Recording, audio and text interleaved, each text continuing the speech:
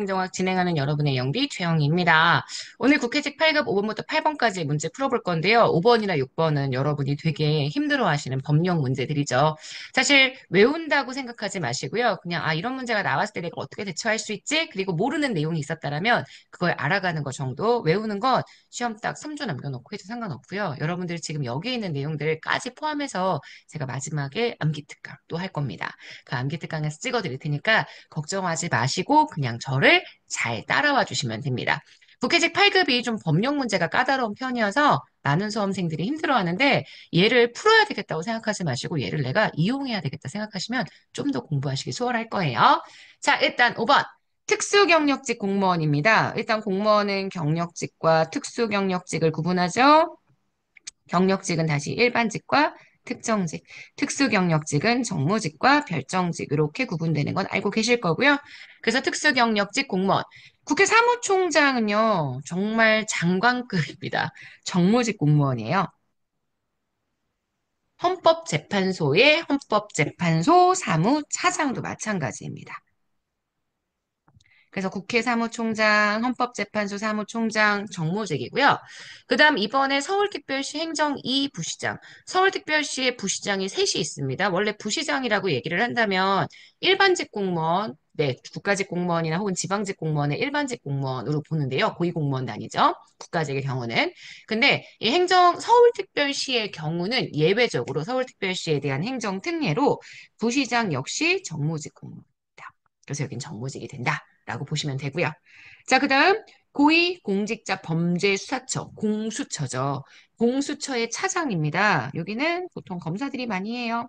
특정직 공무원입니다. 그러면 경력직의 특정직 공무원이죠.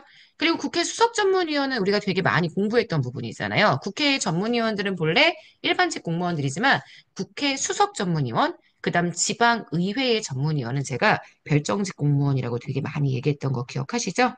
그래서 이 문제는 정답이 4번인데 4번을 기억하시는 게 중요한 게 아니라 1번, 2번, 3번, 5번 이들 여기 셋이 정무직, 그다음에 여기가 별정직. 이걸 기억하시는 게 훨씬 중요한 문제.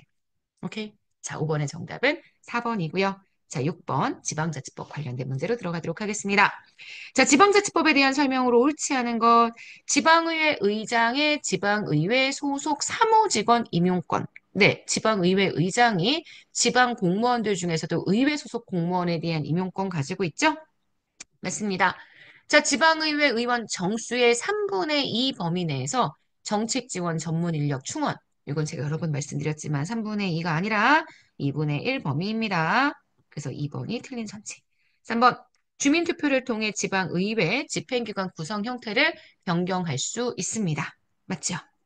주민은 권리와 의무에 직접 관련되는 규칙에 대한 제정 개정 및 폐지 의견을 지방자치단체장에게 제출할 수 있습니다. 21년도에 지방자치법 개정되면서 새롭게 추가된 내용이고요. 그리고 국가와 지방자치단체 간의 협력을 도모하고 지방자치 발전, 지역 간의 균형 발전에 관련되는 중요 정책을 심의하기 위한 바로 여기 중앙지방협력회의 도입되는 거. 네, 요거 되게 중요합니다. 그래서 지금 6번은 여러분이 꼭 보셨으면 좋겠어요. 꼭.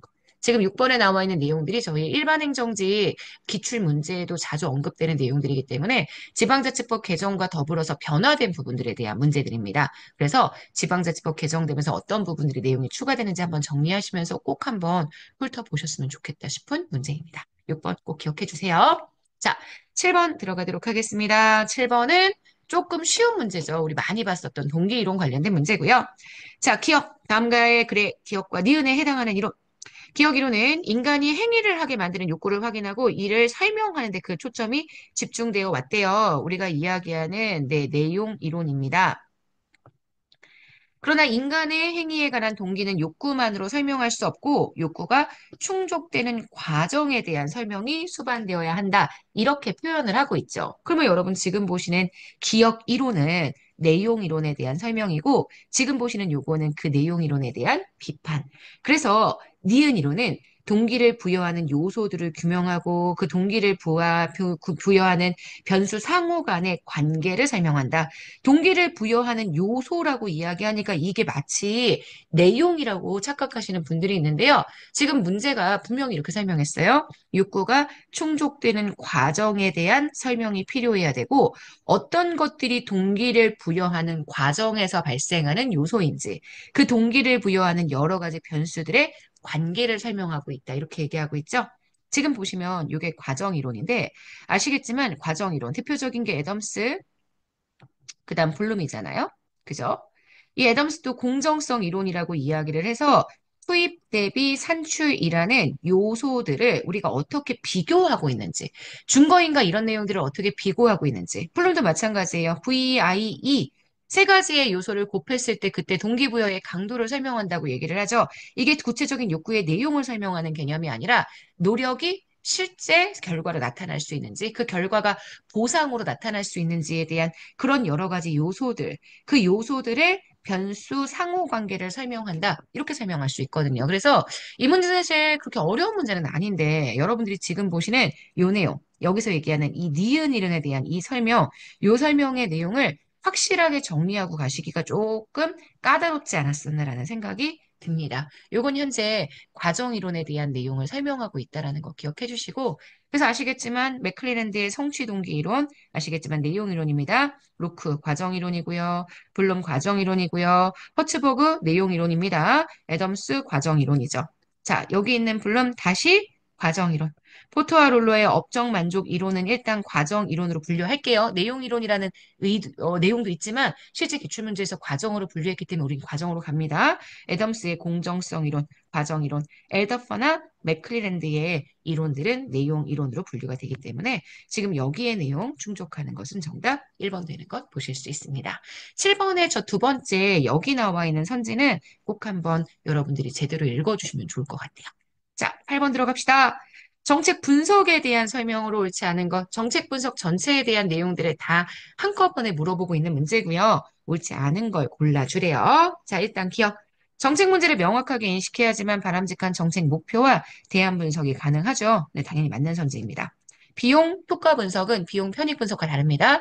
비용 편익은 모두 화폐 가치지만 비용 효과는 비용은 화폐 가치, 효과는 비화폐적인 가치로 측정하기 때문에 두 개를 대안 간에 비교를 하는 게 좀 어렵다는 한계가 있습니다. 요거는 비용 편익 분석으로 바꿔주셔야 맞는 선지가 되고요.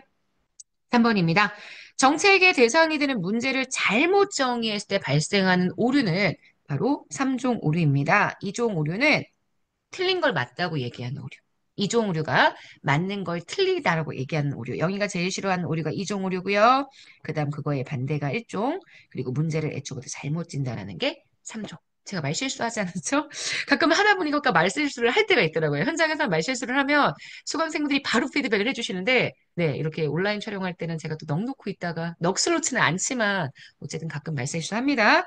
양해 부탁드릴게요. 자, 이종, 요게 영희가 싫어하는 오류. 맞는데 틀리다고 얘기하는 오류. 얘가 반대, 틀린데 맞다고 얘기하는 오류. 맞죠? 자, 그래서 디귿, 요게 X가 됩니다. 정책 문제를 구조화하기 위한 기법에는 경계 분석, 계층 분석, 브레인스토밍과 같은 직관적 분석 기법들이 활용이 되고요. 정책 대안을 평가하는 기준의 다양한 행정 가치 등이 활용될 수 있습니다. 맞습니다. 그래서 문제의 틀린 선지 고르라고 얘기했죠? 정답은 니은 디귿 2번입니다. 자, 여기까지 해서 우리 오늘 굿모닝 행정학 마무리하도록 하겠습니다. 국회직이 좀 빡센 거, 네, 저도 충분히 알고 있습니다. 하지만 그래도 정말 풀어볼 만한 문제들이 워낙 많으니까 집중해서 잘 정리해 주시면 좋겠습니다.